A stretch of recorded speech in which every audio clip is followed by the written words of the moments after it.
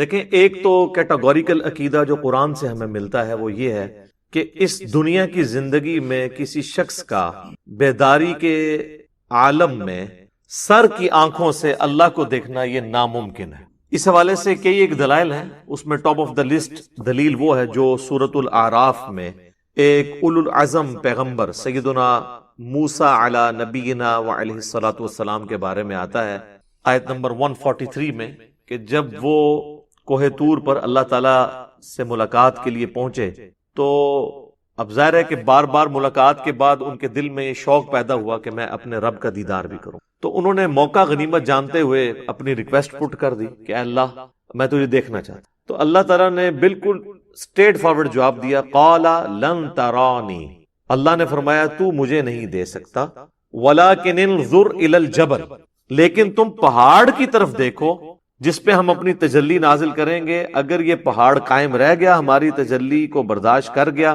تو پھر تم گمان کرنا کہ تم بھی دیکھ سکتے ہو۔ اور پھر اسی آیت میں آتا ہے کہ جب وہ پہاڑ پر اللہ نے تجلی فرمائی تو موسیٰ علیہ السلام اللہ تعالیٰ کو ڈائریکٹ دیکھنے کی وجہ سے نہیں بلکہ انڈائریکٹلی اس پہاڑ پہ تجلی جو پڑی اس کی وجہ سے بے ہوش ہو گئے، اور پھر جب ہوش میں ہے تو انہوں نے اللہ تعالیٰ کی طرف رجوع لائے کہ یہ تو ممکن نہیں ہے۔ اسی طریقے سے سورۃ الانعام کے اندر بھی اللہ تعالیٰ نے فرمایا کہ لا تدرکہ الابصار، آنکھیں اس کے دیدار کا احاطہ نہیں کر سکتی، وہ ہر چیز کا احاطہ کی ہو۔ تو ان آیات کی روشنی میں یہ چیز کلیئر ہے کہ یہ سر کی آنکھوں سے دنیا میں تو امپاسبل ہے۔ البتہ آخرت کی زندگی میں قرآن حکیم میں کئی ایک آیات ہیں جو اس کو سپورٹیو ہیں کہ ہر اہل ایمان کو اللہ تعالیٰ کا دیدار نصیب ہوگا۔ اس حوالے سے اہل تشیع کا اختلاف ہے، وہ آخرت میں بھی اللہ کے دیدار کے قائل نہیں ہیں، وہ سورۃ الانعام کی آیت کو جنرل مانتے ہیں ہمیشہ کے لیے، جبکہ اہل سنت کے ہاں قرآن حکیم سے کئی آیات سے رزلٹ ایسا نکلتا ہے، اور بخاری اور مسلم کی کئی احادیث اس کو سپورٹ کرتی ہیں کہ آخرت میں اہل ایمان کو، اہل جنت کو سب سے بڑی جو جنت میں نعمت ملے گی وہ اللہ کا دیدار ہے۔ اس کو سپورٹیو جو ہے وہ جتنی آیات اور احادیث ہیں وہ میں نے الگ سے ایک ٹاپک ریکارڈ کروایا ہے جس کا آپ نے ذکر کیا، معراج النبی صلی اللہ علیہ وآلہ وسلم سے متعلق کیا عقیدہ ہونا چاہیے، اور اس رات اللہ تعالیٰ کے دیدار اور نبی علیہ السلام کی ملاقات کے حوالے سے یہ ساری ڈیٹیلز میں نے بتائی ہیں۔ چونکہ آج ٹاپک نہیں ہے لہٰذا میں اگر اس کو ہاتھ ڈال بیٹھا تو پھر اسے بھی 20-25 منٹ میں کنکلوڈ کرنا پڑے گا۔ تو ہم آج کے اس ٹاپک کی طرف آتے ہیں کہ یہ دعویٰ کرنا کہ خواب میں اللہ تعالیٰ کا دیدار ہو سکتا ہے بزرگان دین کو، صوفیاء کو یا اماموں کو، تو یہ صرف ان کی منہ شگافیاں ہیں۔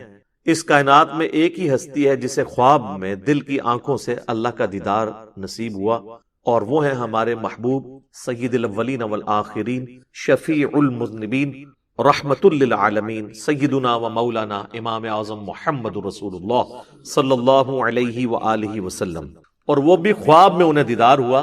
یہ حدیث مسند امام احمد میں ہے، جامعہ ترمذی میں صحیح سند کے ساتھ موجود ہے، امام ترمذی نے بھی اس کی تصحیح کی ہے، اور پھر ساتھ کامنٹس نقل کیے ہیں کہ میں نے اپنے استاد امام محمد بن اسماعیل المعروف امام بخاری ان سے جب اس حدیث کے متعلق پوچھا تو انہوں نے فرمایا یہ حدیث صحیح ہے۔ وہ حدیث میں بعد میں ڈسکس کروں گا اس گفتگو کو کنکلوڈ کرتے ہوئے۔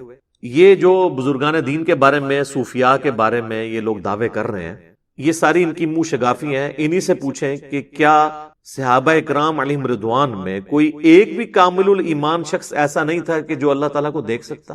کوئی ضعیف روایتی بتا دیں کہ سیدنا ابو بکر، عمر، عثمان و علی رضی اللہ عنہم اجمعین وعلیہم السلام اجمعین، یہی اولو العزم اصحاب رسول ہیں نا، خلفائے راشدین صلی اللہ علیہ وآلہ وسلم ورضی اللہ عنہم اجمعین، تو ان کو تو کبھی کوئی دیدار اس طرح کا نصیب نہیں ہوا۔ تو یہ لوگ زیادہ حقدار تھے اللہ تعالیٰ کو خواب میں دیکھنے کے یا بعد کے لوگ؟ اور اگر یہ پیکج غیر انبیاء کے لیے ہوتا تو سب سے پہلا حق تو سیدنا موسیٰ علی نبینا وعلیہ الصلوۃ والسلام کا تھا۔ سورۃ الاعراف میں جو اللہ تعالیٰ نے فرمایا کہ قال لن ترانی، تو مجھے نہیں دیکھ سکتا، تو اللہ تعالیٰ فرماتا ہے کہ بعد میں نے نبی علیہ السلام کے امتیوں کو خواب میں زیارت کروانی ہے، تو تم تو اولو العزم پیغمبر ہو، تو خواب والا پیکج آفر کیا جاتا ہے۔ میں آن دا بہاف آف سیدنا موسیٰ علیہ السلام آپ کو گارنٹی سے کہتا ہوں کہ خواب والا پیکج اگر موسیٰ علیہ السلام کو آفر کیا جاتا وہ قبول کر لیتے، ہمیں کیا جائے ہم قبول کرنے کے لیے تیار ہیں، وہ پیکیج نہ پیش کرنا اس بات کی دلیل ہے کہ یہ اعزاز ان کو بھی نہیں ملنے والا تھا۔ اب یہ دعوے صوفیاء کے بارے میں کرنا، اماموں کے بارے میں کرنا، بزرگوں کے بارے میں کرنا، تو یہ لوگوں نے ان کے اوپر جھوٹ باندھے ہیں، ان کی تو کوئی حیثیت نہیں ہے۔ سیدنا عیسیٰ علی نبینا علیہ الصلوۃ والسلام کے اوپر لوگوں نے جھوٹ باندھ دی ہے۔ اس وقت دنیا میں سب سے اوریاں اور بڑا شرک حضرت عیسیٰ علیہ السلام کے نام پر لوگ کر رہے ہیں۔ اتنے تو بت پرست نہیں ہیں دنیا میں جتنے کرسچنز ہیں، لیکن عیسیٰ علیہ السلام کا کوئی اس میں قصور۔ اللہ تعالیٰ نے تو قرآن میں ان کی طرف سے صفائی پیش کی ہے، لقد کفر الذین قالوا ان اللہ هو المسیح ابن مریم، بے شک وہ لوگ کفر کر رہے ہیں جو یہ کہہ رہے ہیں کہ عیسیٰ ابن مریم ہی اللہ ہے۔ وقال المسیح، جبکہ مسیح تو خود کہا کرتے تھے یا بنی اسرائیل، اے اولاد یعقوب، اے بنی اسرائیل، اعبدوا اللہ ربی و ربکم، اس رب کی عبادت کرو جو میرا بھی رب ہے اور تمہارا بھی رب ہے۔ انہ من یشرک باللہ فقد حرم اللہ علیہ الجنہ ومأواہ النار وما للظالمین من انصار، بے شک جو کوئی اللہ کے ساتھ شرک کرے گا اللہ نے اس پہ جنت حرام کر دی ہے، اس کا ٹھکانہ جہنم ہے اور وہاں پر اس کا کوئی بھی مددگار نہیں ہوگا۔ والعیاذ باللہ تعالی، اللہم اجرنا من النار، آمین۔ تو میرے بھائی قرآن میں تو اللہ تعالیٰ عیسیٰ ابن مریم کی صفائیاں دے رہا ہے کہ وہ تو موحد تھے، ان کے ماننے والے مشرک ہوئے۔ اسی طریقے سے بزرگوں کے بارے میں، اماموں کے بارے میں اگر کوئی چیزیں منسوب ہوئی ہیں تو ہم بزرگوں کو یا اماموں کو تختہ مشق نہیں بناتے، الا یہ کہ کسی بزرگ نے جان بوجھ کے اپنے بارے میں کوئی جھوٹ پھیلایا ہو، اور وہ بھی ہم وثوق سے تو نہیں کہہ سکتے، اس کا اور اللہ کا معاملہ ہے۔ انہوں نے پبلک میں مشہور کیا ہوا ہے کہ جی وہ خواب والا معاملہ تو بہت چھوٹا ہے، وہ تو کہتے ہیں بیداری میں دیکھا ہے۔ کشف المحجوب جو تصوف میں پہلی کتاب ہے فارسی زبان میں، عربی زبان میں تو اور کتابیں اس سے پہلے لکھی گئیں، لیکن فارسی میں پہلی جو ٹیکسٹ بک ہے تصوف پہ، وہ اعزاز آپ کو حاصل ہے۔ یعنی آپ کے ملک پاکستان میں لاہور میں وہ دربار ہے المعروف داتا دربار، سید علی بن عثمان حجویری المتوفى 465 ہجری، انہوں نے کشف المحجوب لکھی ہے، اور اس میں وہ بایزید بستامی کے حوالے سے لکھتے ہیں کہ بایزید بستامی کہتے ہیں کہ جب میں پہلی دفعہ حج کے لیے گیا نا تو میں نے جو ہے نا وہ کعبہ دیکھا اور کعبے کے رب کو نہیں دیکھا۔ اب یہ کون سی ڈیمانڈ ہے، یعنی کہ وہاں پہ کوئی، اور کہتے ہیں پھر جب میں اگلی دفعہ گیا نا تو پہلا حج تو کہتے ہیں میرا ضائع گیا، اگلی دفعہ گیا تو میں نے بیت اللہ کو بھی دیکھا اور بیت اللہ کے رب کو بھی دیکھا، اور یہ وہ دعویٰ خواب میں نہیں کر رہے، بیداری میں کر رہے ہیں۔ تو کہتے ہیں کہ جی میں نے کہا یہ بھی اس دفعہ بھی حج میرا گیا، کیونکہ یہ تو شرک ہو گیا، کعبہ بھی اور بیت اللہ بھی، یعنی جن لوگوں کو ان چیزوں کی سمجھ نہیں ہے۔ اور پھر کہتے ہیں میں جب تیسری دفعہ گیا نا تو کعبہ غائب تھا، صرف اللہ کو دیکھا، تو کہتے ہیں پھر بھی میرا حج نہیں ہوا کیونکہ اس میں موجود تھا۔ تو اب یہ وہ ایک کہانی ہے، اور یہ اتنی عجیب و غریب کہانی ہے کہ اکثر لوگ سن کے اس کو سبحان اللہ ہی کہتے ہیں کہ پتہ نہیں کتنی کو بڑی علمی کو بات کرتے ہیں۔ اس میں انہوں نے ڈائریکٹ دعویٰ کیا ہے، اور تذکرۃ الاولیاء کے اندر شیخ فرید الدین عطار المتوفى 627 ہجری، یہ کتاب پوری دنیا کے اندر صوفیاء کے حالات کے اوپر ایک ٹیکسٹ بک کے طور پہ مانی جاتی ہے، تذکرۃ الاولیاء۔ تو اس کے اندر انہوں نے بایزید بستامی کے اوپر ایک چیپٹر باندھا ہے، بایزید بستامی کی معراج، اور وہ کہتے ہیں کہ جی بایزید بستامی کو باقاعدہ معراج ہوئی ہے، جس طرح نبی علیہ السلام کو معراج ہوئی ہے، اور اس میں ان کا دعویٰ لکھا ہے کہ میں نے اللہ تعالیٰ کا مشاہدہ کیا ہے معراج کی رات، خواب میں نہیں، معراج کی رات جو انہوں نے معراج کی۔ اور اس کے بعد پھر کشف المحجوب اگر آپ پڑھ کے دیکھیں تو اس میں بایزید بستامی کے بارے میں آتا ہے کہ وہ کہا کرتے تھے سبحانی سبحانی ما اعظم شأنی، میں پاک ہوں، میری شان کتنی بلند ہے۔ تو علی بن عثمان حجویری کہتے ہیں کہ اصل میں اللہ ان کے منہ سے بولتا تھا، کوئی شخص خود تو یہ نہیں کہہ سکتا اپنے بارے میں، تو وہ بولنے والی حق تعالیٰ کی زبان تھی بایزید کے منہ سے۔ اب یہ وہ عقیدہ ہے جو ہمارا نبی علیہ السلام کے لیے بھی نہیں ہے۔ ہم نبی صلی اللہ علیہ وآلہ وسلم کے قلب اطہر پہ قرآن کا نزول مانتے ہیں۔ ہم یہ نہیں کہتے کہ اللہ تعالیٰ رسول اللہ کے منہ سے بولتا تھا، بلکہ ہم کہتے ہیں اللہ تعالیٰ جو ان پہ نازل فرماتا تھا وہ وہی نبی علیہ السلام ارشاد فرماتے تھے۔ یہ عقیدہ تو ہمارا نبی علیہ السلام کے بارے میں بھی نہیں۔ اور پھر تذکرۃ الاولیاء کے اندر بھی یہی ان کے دعوے لکھے ہوئے ہیں، اور وہ بھی یہی اسی قسم کی باطل تعویلات کرتے ہیں۔ اور پھر وہ تو ایک سٹیپ آگے چلے گئے نا، انہوں نے کہا کہ بایزید بستامی سے جب پوچھا گیا کہ بتائیں قیامت والے دن سب لوگ رسول اللہ کے جھنڈے کے نیچے ہوں گے یا آپ کے جھنڈے کے نیچے ہوں گے؟ یہ پوچھنے والے بٹ کیڑے نے جنہوں نے قرآن دیس دے ہی نہیں پتا۔ تو کہتے ہیں میں قسمیاں کہتا ہوں کہ محمد صلی اللہ علیہ وآلہ وسلم اور تمام انبیاء میرے جھنڈے کے نیچے ہوں گے. اور یہاں پہ انہوں نے ختم نہیں کیا, وہ کہتے ہیں لوائی اعظم من لوائی محمد, میرا جھنڈا محمد کے جھنڈے سے بھی بڑا ہوگا. استغفر اللہ واتوب. حضرت صاحب اگر آپ نے یہ بات کہی ہے نا تو آپ پاکستان میں آئیں تو سب سے پہلے میں پٹیشن فائل کروں گا 295C. اب ان لوگوں کے ماننے والوں کو کم از کم ان کتابوں کو پرنٹ کرنے والوں پہ تو 295C لگوانی چاہیے جب تک وہ پرنٹنگ سے توبہ نہیں کرتے. تو پھر وہ مصنف عطار صاحب جو ہیں فرید الدین عطار, وہ اس کی تعویل کرتے ہیں. وہ کہتے ہیں یار کہ بات یہ اتنے بڑے بزرگان دین تھے, یہ کیسے رسول اللہ کی توہین کر سکتے ہیں. اصل میں ان کے منہ سے اللہ بول رہا تھا جب وہ کہہ رہے تھے نا کہ میرا جھنڈا محمد کے جھنڈے سے بڑا ہے, تو اللہ کا جھنڈا تو محمد کے جھنڈے سے بڑا ہی ہوگا. ایک جھوٹ کو چھپانے کے لیے ایک اور جھوٹ بولا, اور وہ جھوٹ اتنا بڑا بلنڈر ہے کہ قیامت والے دن تو جھنڈا ہونا ہی ایک ہے. صحیح مسلم میں حدیث ہے, قیامت والے دن سب سے پہلے میں قبر سے نکالا جاؤں گا, سب سے پہلے میں شفاعت کروں گا, اور سب سے پہلے میری شفاعت قبول کی جائے گی. اور صحیح مسلم میں حدیث ہے کہ سب سے پہلے میں جنت کے دروازے پر جاؤں گا, دستک دوں گا, تو دستک کے اگینسٹ جواب آئے گا فرشتے کی طرف سے, کون؟ تو میں کہوں گا محمد. تو وہ مجھے کہے گا کہ مجھے اللہ کی طرف سے یہی حکم تھا کہ یہ جنت کا دروازہ سب سے پہلے آپ کے لیے کھلنا ہے. یہ ہے کتابوں کا خدا, یہ ہے کتابوں کا پیغمبر, اور بابوں کا ریلیجن. اب آپ دیکھ لیں تو پھر ہم کیوں نہ عرض کریں کہ مرنے سے پہلے اے مسلمان کر لے اس پہ غور. کتابوں کا خدا اور ہے, بابوں کا خدا اور. کتابوں کا دین اور ہے, بابوں کا دین اور. کتابوں کا جہاں اور ہے, بابوں کا جہاں اور. تو ٹھیک کہتے ہیں نا وکھرا جہاں ہوتا ہے, تو وکھرا یہ نظر آ رہا ہے وکھرا جہاں ہے. حتیٰ کہ بخاری اور مسلم دونوں میں حدیث ہے, نبی علیہ السلام نے فرمایا انا سید الاولین والآخرین, میں جتنے گزر چکے, جتنے قیامت تک آئیں گے, تمام کا سردار ہوں, اور اللہ کے حضور میں ان کا خطیب بنوں گا. یہ ہے کتابوں کا دین. اور دوسری طرف بازید بستامی المتوفا 261 ہجری, ابو یزید بستامی, یزید ابا جی تو 261 ہجری میں فوت ہوئے ہیں, اور میرے امام مسلم بھی 261 ہجری میں فوت ہوئے ہیں. ان کا نام ہے ابو الحسین مسلم بن حجاج القشیری. اور میں جو حدیثیں بیان کر رہا ہوں نا کہ قیامت والے دن لوگ میرے جھنڈے کے نیچے ہوں گے, میں شفاعت کروں گا, وہ امام مسلم لے کر آئے. کیسے ویسے میچ ہوا ہے کام. ابو یزید 261 ہجری والے اور ابو الحسین 261 ہجری والے, بالکل دونوں کے عقیدے ڈیفرنٹ ہیں. یہ ہے کتابوں کا دین, اور وہ ہے بابوں کا دین. ہاں آپ کہہ لیں, کہنے کو تو دین سب کا اسلام ہے, لیکن کتابوں کا جہاں اور ہے, بابوں کا جہاں اور. اسلام کو صوفیاء بھی کلیم کر رہے ہیں, سلفی بھی کر رہے ہیں, بریلوی دیوبندی اہل حدیث شیعہ سب کر رہے ہیں. کتابوں میں دین دیکھنا ہے کیا ہے. تو یہ تو میں نے آپ کو اس لیے بتایا کہ یہ بیداری کے یہ لوگ دعویٰ کر رہے ہیں. اچھا, وہ تذکرۃ الاولیاء میں انہوں نے یہ بھی لکھا ہے کہ بازید بستامی کے بارے میں جنید بغدادی فرمایا کرتے تھے کہ ان کا اولیاء میں وہی مرتبہ ہے جو جبرائیل علیہ السلام کا فرشتوں میں ہے. یعنی اولیاء کے سردار کون ہے؟ بازید بستامی. جیسا کہ فرشتوں کے سردار ہیں, تو شیخ عبد القادر جیلانی تو فارغ ہو گئے. بیک وقت تو دو نہیں ہو سکتے نا, اور حقیقت یہ ہے کہ یہ دونوں ہی فارغ ہیں. اولیاء اللہ کا سردار امت کے اندر کوئی ہے نا تو وہ ابو بکر, عمر, عثمان و علی ہیں رضی اللہ عنہم اجمعین وعلیہم السلام اجمعین. کیونکہ غیر نبی کے اوپر یہی کیٹیگری ہے نا اولیاء اللہ کی. تو کہانی ہے, شیخ عبد القادر جیلانی رحمۃ اللہ علیہ کو تو پتہ بھی نہیں ہوگا میرے ساتھ انہوں نے کیا کچھ کیا ہے. تو بال یہ جو ٹائٹل انہوں نے دیا تھا وہ بھی انہوں نے خود کتابوں میں چھین لیا ہوا ہے خود ہی. اچھا, یہ تو تھا بیداری. اب خواب میں آپ کو بتاتا ہوں جو ان کے کلیم ہیں.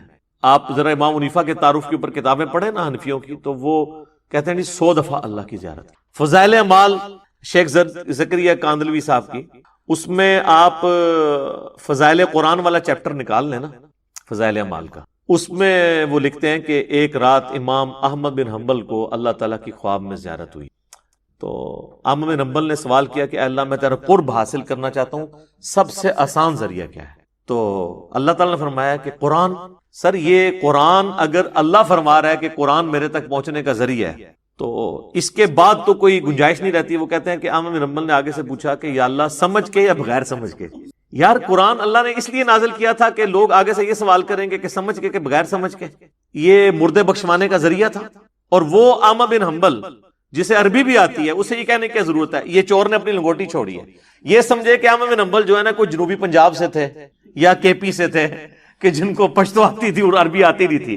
ظاہر ہے وہ فضائل اعمال زیادہ تر کے پی میں پڑھی جا رہی ہوتی ہے نا, تو وہ آپ فضائل اعمال جو پڑھ رہے ہیں نا کے پی والے ہمارے پٹھان بھائی, ان کو بتائیں کہ احمد بن حنبل پٹھان نہیں تھے, وہ اگرچہ عجمی تھے لیکن عربی ان کی مادری لینگویج تھی. تو آگے سے کہتے ہیں اللہ تعالیٰ نے کہا کہ چاہے سمجھ کے پڑھ چاہے بغیر سمجھ کے پڑھ. یعنی قرآن اس لیے نازل ہوا ہے، یعنی پورے کا پورا قرآن اس کے اگینسٹ کھڑا ہے. صرف سورۃ الانعام کی جو آیت نمبر 19 ہے، وَأُوحِيَ إِلَيَّ هَذَا الْقُرْآنُ لِأُنذِرَكُمْ بِهِ وَمَن بَلَغَ. اے نبی فرما دو قرآن میں نے اس لیے نازل کیا کہ اس کے ذریعے نصیحت کرو. اے نبی تم ان کو بھی اور جس تک یہ پہنچ جائے کتاب اس کے ذریعے نصیحت کرے. تو نصیحت جو ہے وہ سمجھ کے ہوگی یا بغیر سمجھ کے؟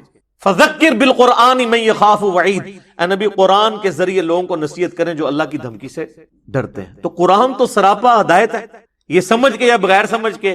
اور یہی وجہ کہ پھر آپ کو یہ لوگ جو ہے نا وہ یہی کہتے نظر آئیں گے، جی میں اتنے سپارے پڑھتا ہوں تو میں اتنے، اور وہ بھی فضائل اعمال کے اندر لکھا ہوا ہے کہ جی ایک بزرگ تھے روزانہ 3 قرآن پڑھتے تھے. اور پھر ایک اور کے بارے میں لکھتے ہیں کہ وہ 8 قرآن پڑھا کرتے تھے روزانہ کے. 8 قرآن روزانہ کے پڑھنا کیا پاسبل ہے؟ بغیر سمجھ کے بھی نہیں پڑھے جا سکتے. یہ تو اس کے ساتھ کوئی اس کا تعلق ہی نہیں بنتا. بغیر سمجھ کے بھی 8 قرآن نہیں پڑھے جا سکتے. سر آپ کو 15 سے 20 منٹ تو چاہیے نا ایک سپارہ پڑھنے کے لیے بغیر سمجھ کے.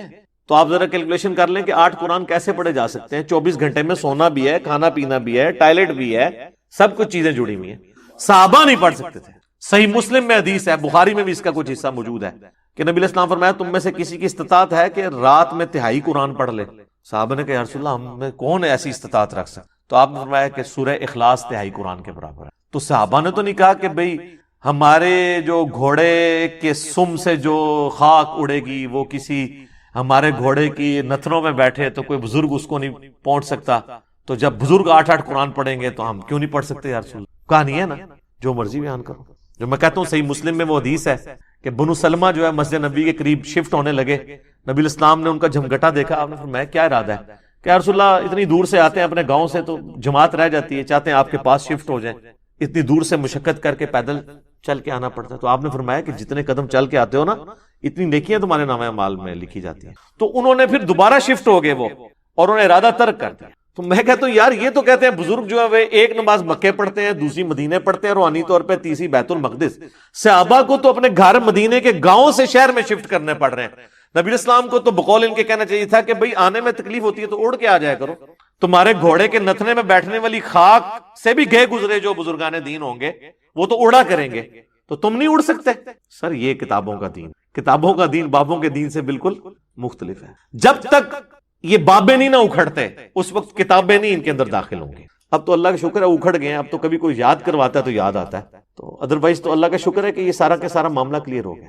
اچھا پھر فضائل مال کے اندر انہوں نے نا صرف یہاں پہ دروازہ نہیں بند کیا قرآن کو سمجھنے کا، انہوں نے اس کو مزید انشور کیا اور انہوں نے کہا کہ قرآن پاک جو ہے نا اس کی تفسیر کے لیے، اس کو سمجھنے کے لیے 15 علوم چاہیے تاکہ بالکل انشور ہو جائے کہ کوئی ترجمے کی طرف جائے ہی نہ. اور وہ گنواتے گنواتے 14 علوم تک جب پہنچے ہیں نا، اور جب 15واں لکھا ہے تو لکھا 15واں وحبی ہے، گاڈ گفٹڈ، کہتے ہیں اللہ کی طرف سے. جو ہم کہتے ہیں نا نبوت وحبی ہے، ولایت کسبی ہے. یہ 2 ٹرمز ہیں، یعنی جو آپ محنت کر کے حاصل کر سکتے ہیں اسے کہتے ہیں کسبی، یہ کسب حلال. تو نبوت کسبی نہیں ہے، وحبی ہے جسے اللہ تعالیٰ دے. تو وہ کہتے ہیں 15واں علم جو ہے وہ وحبی ہے، وحبی نہیں، وحبی بھی ویسے ہسٹری بڑھا ہے، وحبی. تو اب وہ کون شخص دعویٰ کر سکتا ہے کہ میرے پاس وہ وحبی علم ہے؟ تو اگر کوئی 14 علوم سیکھ بھی لے، ایون ویسے تو ان کے لوگوں کو 14 کے انعام بھی نہیں آتے ہوں گے، تو وہ پھر کہیں گے جی 15واں تو پھر بھی تہاڈے کول کوئی نہیں ہے کیونکہ تہاڈا فرقہ دوسرا ہے. تو یہ سب انہوں نے کہانیاں ہرڈلز رکھی تھی.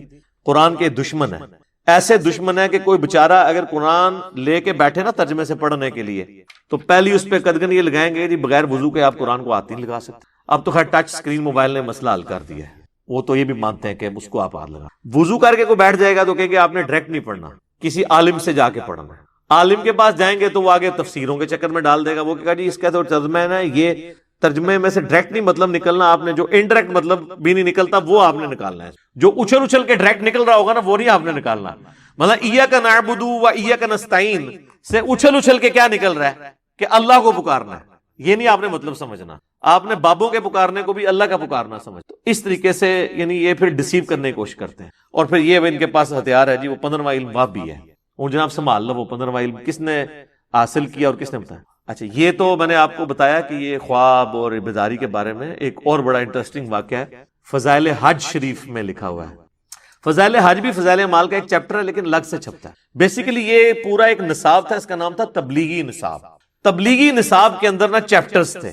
فضائل نماز، فضائل قرآن، فضائل درود، فضائل حج، یہ بے شمار چیپٹرز ہیں.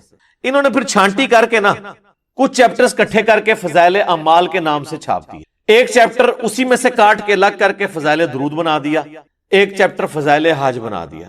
اور پلیز اس کی یہ لی کہ یہ تو حج کے دنوں میں ضرورت ہے. آپ دیکھیں حج کے دنوں میں فضائل حج سے درس ہو رہا ہوتا ہے، فضائل مال سائڈ پہ پڑی ہوتی ہے. فضائل مال بھی بعد میں نام رکھا گیا. اصل یہ کتاب تھی تبلیغی نصاب، یعنی ان کا نصاب. اس میں سے فضائل مال نکالی گئی چند ایک چیپٹرز کو اکٹھا کر کے. فضائل حج علیحدہ سے چیپٹر چھپا ہوا ہے. اس میں وہ کہتے ہیں کہ ابدال میں سے ایک شخصیت کا بیان ہے. اب ابدال کون، شخصیت کون، ایکس وائی زی، وہ اس طرح کے ایک آواز آئی بزرگوں نے فرمایا. وہ کہتے ہیں ابدال میں سے ایک شخصیت کا فرمان ہے. وہ کہتے ہیں کہ جی ان سے کسی نے حضرت صلی اللہ علیہ وسلم نے فرمایا کہ اللہ تعالیٰ نے تمہارے خون یعنی تمہاری جان، تمہارے مال اور تمہاری عزتیں ایک دوسرے پر اسی طریقے سے حرام کر دی ہیں جس طرح کہ یہ مہینہ یعنی ذوالحجہ کا حرمت والا مہینہ اور یہ شہر مکہ اور آج کا حرمت والا دن ہے یعنی قربانی کا دن. پھر آپ صلی اللہ علیہ وسلم نے دوبارہ پوچھا کیا میں نے اپنے رب کا پیغام تم تک پہنچا دیا؟ تمام نے کہا پہنچا دیا. تو آپ صلی اللہ علیہ وسلم نے فرمایا اب جو یہاں پر موجود ہیں ان کی رسپانسبلٹی ہے کہ اس پیغام کو ان لوگوں تک پہنچا دے جو یہاں پر موجود نہیں ہے. یہ ہے مسند احمد کا طریق. اور بخاری و مسلم جس کا میں نے حوالہ دیا اور مشکات کا بھی، اس میں الفاظ ہیں کہ آپ صلی اللہ علیہ وسلم نے 3 مرتبہ آسمان کی طرف شہادت کی انگلی بلند کی اور کہا اے اللہ گواہ رہنا، اے اللہ گواہ رہنا، اے اللہ گواہ رہنا. آسمان کی طرف اشارہ کرتے تھے اور پھر صحابہ کی طرف. اور اس میں الفاظ ہیں کہ میرے بعد گمراہ نہ ہو جانا کہ ایک دوسرے کی گردنیں مارنا شروع کر دو. اور پھر کہا کہ جو پیغام تم تک میں نے پہنچایا اس کو دوسرے لوگوں تک پہنچا دینا. بسا اوقات جسے بات بتائی جا رہی ہوتی ہے وہ زیادہ یاد رکھنے والا ہوتا ہے بنسبت اس کے جو بات پہنچا رہا. اور یہ بات پوری ہوئی ہے. آج آپ کو سوائے امام شافعی رحمہ اللہ کے کوئی یا امام مالک کے کوئی بھی عربی نہیں اس طریقے سے ملے گا جس نے حدیث کے اوپر کام کیا ہو. چاہے امام بخاری ہو، امام بخاری رشیا سے اٹھ کے گئے، امام مسلم جو ہے ایران سے اٹھ کے گئے. خراسان اس زمانے میں اب ایران کا شہر ہے قشیریہ، تو امام مسلم قشیری ہے، وہاں سے اٹھ کر گئے. تو آج وہ سعودیہ کا جب میں چینل سن رہا ہوتا ہوں نا مسجد نبی والا، تو وہ بھی کہہ رہے ہوتے ہیں رواہ البخاری رواہ المسلم، رواہ البخاری رواہ المسلم متفق علیہ، جس پہ وہ دونوں متفق ہیں. تو میں کہتا ہوں دیکھیں جی نہ بخاری عربی تھے نہ مسلم. مجھے پھر وہ بات یاد آتی ہے کہ اللہ کے محبوب صلی اللہ علیہ وسلم نے فرمایا تھا کہ دیکھنا میرا پیغام پہنچا دینا. بسا اوقات جسے بات پہنچائی جا رہی ہوتی ہے وہ زیادہ یاد رکھنے والا ہوتا ہے بنسبت اس کے کہ جو بات پہنچا رہا. صدق رسول اللہ صلی اللہ علیہ وسلم، اللہ کے رسول صلی اللہ علیہ وسلم نے بالکل سچ فرمایا. اچھا اسی طریقے سے صحیح مسلم میں ایک اور خطبہ ہے جو یوم عرفہ کا حجۃ الوداع کے دن کا 9 ذوالحجہ کا خطبہ ہے. انٹرنیشنل نمبر کے مطابق 2950 اور مشکات میں ہے 2555. وہ بھی کافی لمبا خطبہ ہے اور اس میں الفاظ ہیں کہ میں اپنے بعد تم میں ایک ایسی چیز چھوڑ کر جا رہا ہوں کہ جسے پکڑ لوگے کبھی گمراہ نہیں ہوگے، اور وہ ہے اللہ کی کتاب. صحیح مسلم 2950 میں صرف اللہ کی کتاب کا ذکر موجود ہے. سنت اسی کے اندر ہی شامل ہے. اصل چیز اللہ کی کتاب ہے کیونکہ یہی کتاب جو ہے ہمیں سنت کی طرف دھکیلتی ہے نا.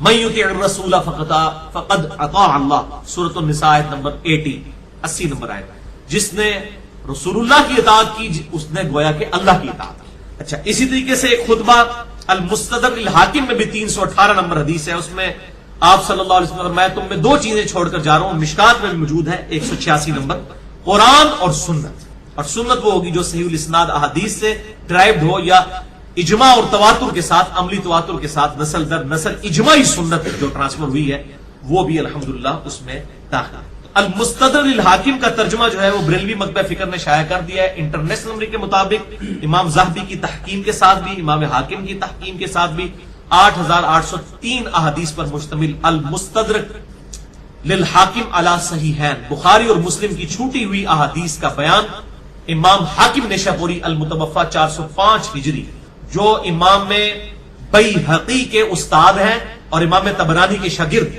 ان کا یہ مجموعہ الحمدللہ اردو میں آ چکا ہے. ان قریب امید ہے کہ PDF بھی آ جائے گا. اور انٹرنیشنل نمبر پہ شبیر بدرز نے شائع کیا ہے لاہور سے. اچھا اسی طریقے سے ایک اور صحیح مسلم میں حدیث ہے 4 طریق 6225 سے لے کر 6228 تک غدیر خم کی جو حدیث ہے. اور مشکات میں بھی موجود ہے 6140 نمبر کہ 2 چیزیں چھوڑ کر جا رہا ہوں. کتاب اللہ کو پکڑ لینا، یہ اللہ کی رسی ہے، اس میں الفاظ ہے جو قرآن میں ہے نا، وَاعْتَصِمُوا بِحَبْلِ اللَّهِ جَمِيعًا وَلَا تَفَرَّقُوا. قرآن اللہ کی رسی ہے، جو اسے پکڑے گا ہدایت پر ہوگا، جو چھوڑ دے گا گمراہ ہو جائے گا. دوسری چیز میرے اہل بیت ہیں، میں اپنے اہل بیت کے معاملے میں تمہیں اللہ سے ڈراتا ہوں. 3 دفعہ آپ صلی اللہ علیہ وسلم نے ڈرایا اور فرمایا پکڑنا قرآن کو، اہل بیت کا احترام کرنا. غدیر خم کی حدیث، بل یہ ڈیٹیل ایک ٹاپک ہی الگ ہے، جسے شوق ہو. میرا مسئلہ نمبر 101 ہے خلافت و ملوکیت، صحیح مسئلہ خروج اور فکر حسین حق پرستی کی علامت ہے. مسئلہ نمبر 101، 2.25 گھنٹے کی گفتگو ہے اہل سنت پاک.com پہ، جسے شوق ہو تو وہ دیکھ سکتا ہے. تیسری حدیث صحیح بخاری اور صحیح مسلم کی متفق علیہ حدیث ہے. بخاری میں 3073، مسلم میں 4734، مشکات میں 3996. بہت کریٹیکل حدیث ہے، اور یہ آپ سنیں گے تو لرز اٹھیں گے. سیدنا ابو ہریرہ رضی اللہ تعالیٰ